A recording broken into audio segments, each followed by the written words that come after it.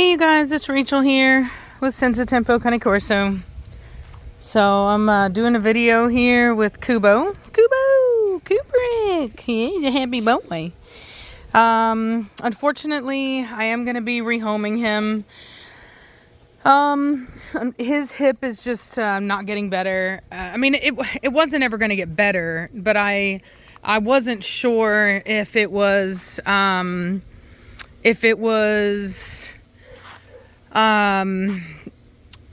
the x-ray wasn't great, and so there were a lot of variables, and I wanted to follow my mentor's advice and give the dog some time to mature, but it hasn't gotten better. And what I've decided to do basically is to repeat the breeding between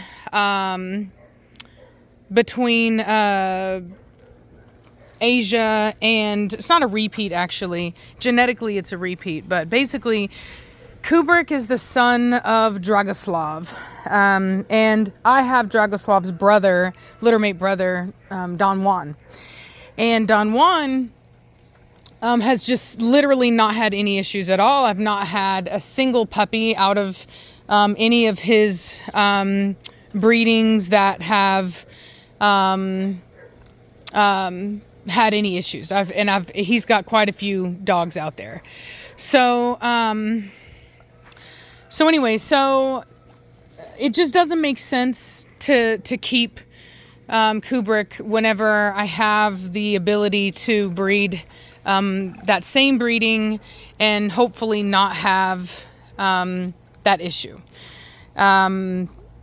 I'm not really the biggest fan. Like after I really got to see more maturity, I do think that my male has the better structure for the most part than to his brother. So like I said, I'm going to repeat it.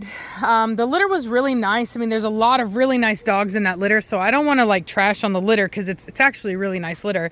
It's just that unfortunately, my dog wasn't. And the thing about it is that it, and I think why this is important is that anybody can get this happen to them. Like a lot of people,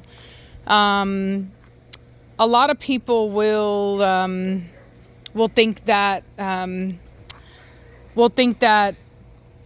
like you can prevent or whatever with hip dysplasia, and you simply cannot. You cannot prevent hip dysplasia. It's in every breed, it's in every line. No one can guarantee it, right? The difference is like how frequently are you seeing it?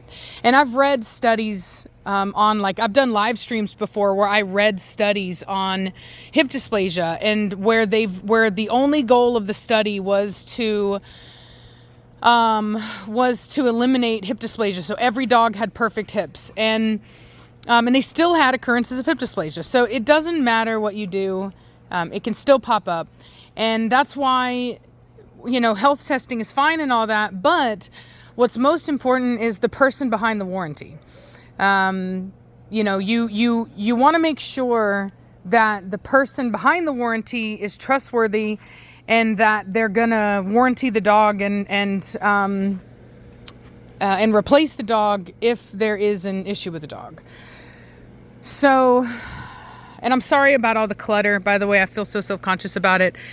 As you guys know, I no longer have outdoor kennels. I took it all down, and it's just a bunch of clutter from me doing that. And so every day we're going in, like all of this here used to be these kennel panels and roofing and everything. So we're slowly but surely taking it all apart, because now the dogs are back inside, like how I had it in Texas. So I just don't like having outdoor kennels. But anyway, so I put Kubrick up on my Facebook for adoption for free, because he is going to need a hip replacement. The very good thing about him is that his other hip is fantastic. It's a really good hip. It's not, he's not dysplastic on both sides. So the cool thing about that is that he will be able to have that hip replaced and be fully functional. And that's the good thing. So he's a really sweet boy. And I've got somebody actually coming over to look at him now. And so, we'll see what happens. But, I'm going to just work towards getting him a good home. And that's just going to be it, because that's really the right thing to do. His sister is still here. She doesn't have any issues that I've seen yet. So, so we're gonna, go along with, using her. But anyway, I will probably keep back a female out of the Don Juan, breeding anyway. And just kind of see, where that gets me, because I have a sneaking suspicion that is the breeding that is going to really get me what I want. So, very lucky that his brother in Texas, who went to a breeding home, that dog he's got great hips, better than the average. So, they lucked out with that for sure. But yeah, I personally think that Don Juan is going to be the better dog to use in this situation. So anyway, so that's what I'm going to do on her next heat cycle.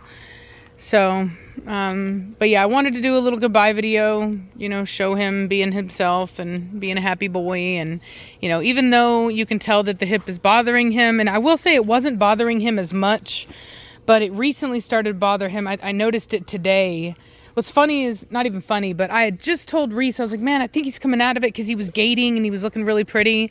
But I've had, I don't know why, but he seems to think Vienna's in heat. He's doing the same thing that Tillicum did, where he's just like harassing the females. And the problem is that in doing that, he's jumping up on his back legs and he's humping. And I think that's what he did. I think he busted himself up a little bit. So I don't actually think that he is as sore like normally as he's acting on this hip right now, but it is what made me, the way he's acting right now is what made me decide today that it's time. Yeah, it is time. And so anyway, it's just one of those things where, sometimes the right thing is the hard thing. And, and here I'm going to go off on my Christianity bit. So those that don't want to hear it, here's your warning. But, it's interesting how when things happen and we get, I remember feeling in my mind that like Kubrick was like a gift. He was like a gift from God, because I've suffered a lot in this breed and with the people in it. And it's just been, and I thought, hey, this is my gift. And then this happened, and it was just like an awful feeling. But sometimes you just have to keep the faith, and you just have to, you just keep the faith. Because had I just kept the faith, which mind you, it's not that I didn't. I mean, I did what I had to do, but it still hurt really bad. You know what I mean? Like, if I really would have had better faith in that moment, I would have been like, you know what? Then this is clearly not what God has planned for me, right? This is obviously not my blessing, and, and that's fine.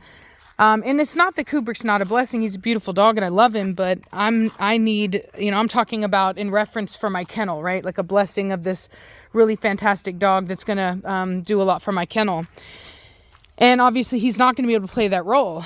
But, then it's like, well, I got Zlatan. And I don't know, once again, where Zlatan is going to get me. But I do know that I would say that Zlatan is a much nicer dog already, even than Kubrick, and how I felt about Kubrick. So who knows? You know what I mean? Like I said, you really never know what blessings God has for you. And even whenever things seem like they're falling apart and maybe it's very painful, I do remember as soon as I got his x-rays and I went into the vehicle and I just cried. And I was just so upset about it because of how much I love Kubrick. And the thing is, what's interesting is, like, so for example, you guys know that I have Habibi. Well, Habibi is a beautiful dog. He's a stunning dog, but he's not really into me. You know what I mean? And not all of them are, right? Like, and that's the thing I tell people all the time about these dogs is that just because I own all of these dogs doesn't mean that they all love me the same. And therefore, like, you don't have the same connection with all of them. So I had this really strong connection with Kubrick in the same way that I had with like Preacher and Midnight.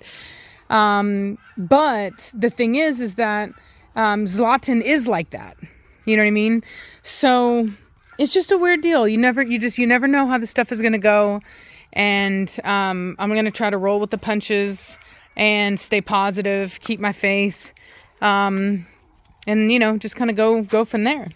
So these people should be here any moment now, so I'm going to let you guys go. But I hope you enjoyed this video.